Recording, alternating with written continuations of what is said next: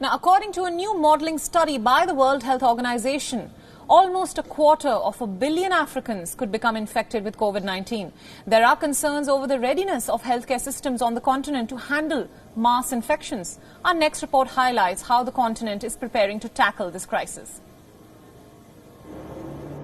More than 200 million people in Africa could be infected with the new coronavirus, a new World Health Organization modelling study has found.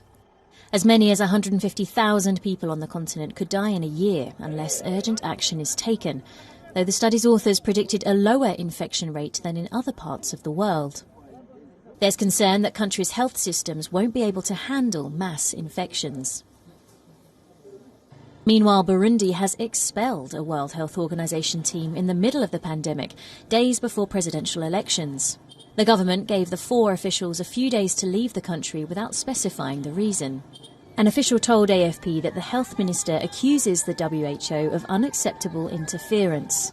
The announcement came amid low testing for COVID-19 and few precautions against the disease. Burundi has officially recorded 27 cases and 1 death from the coronavirus, but doctors speak of more deaths of patients who had COVID-like symptoms.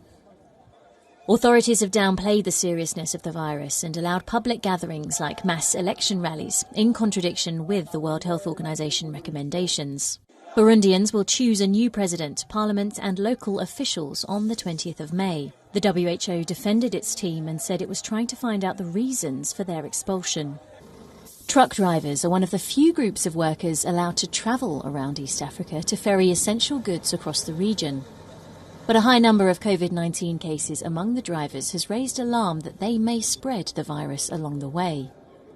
Kenya has begun mass testing on its border with Uganda to spot infected truckers.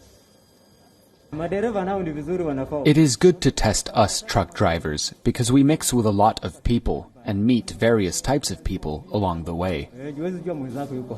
Then I can comfortably say that we are able to test approximately 5,000 samples within a day, right here in Kemrialupe.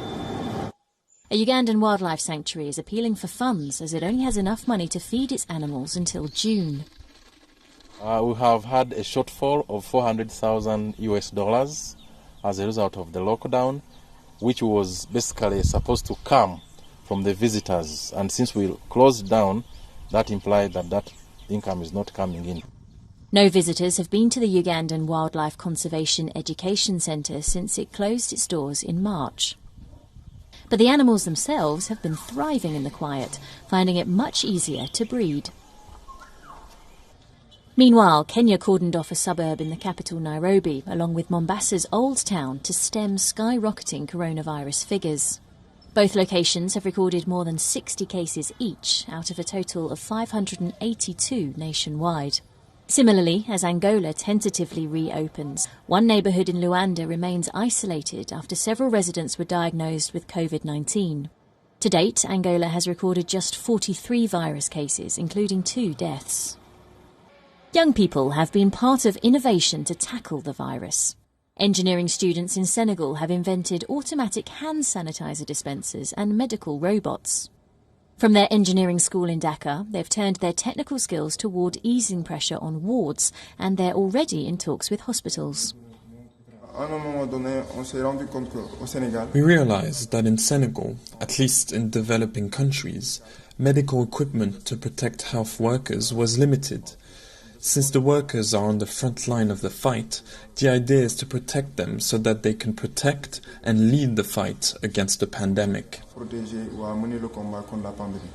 And an innovative 9-year-old boy from Western Kenya has designed a machine that allows people to wash their hands using a foot pedal, helping to avoid the spread of germs.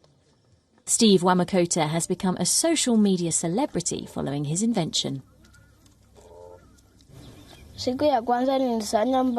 On the first day I collected timber, nuts and nails, and on the second day I started making this machine. I continued on the third day, and on the fourth day my dad helped me finish it.